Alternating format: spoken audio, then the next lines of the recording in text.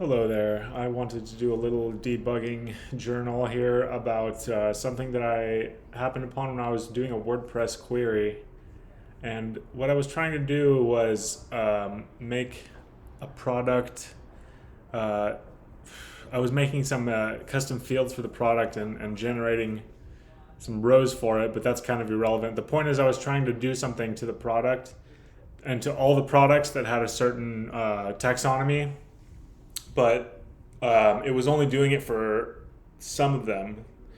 And I later, it occurred to me that it was only doing it to the most recent ones. So I said, I couldn't figure out why, and I was looking at the query, and I was confused as to why is it only working for some of them. And I queried I tried querying the post IDs, and only a few of them were showing up.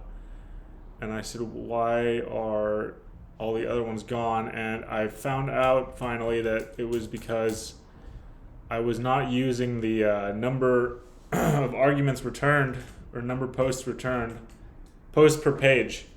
So this defaults to 5 or 10 or 9 or something. I think it might be 9. And you have to, in your arguments for the WP query, you have to specify that you want -1, which means all of the posts. So if you are trying to query the posts, don't forget about that part, because you'll only get a few and you might be confused for a while like me. So wanted to share that with you, and good luck to you. Goodbye.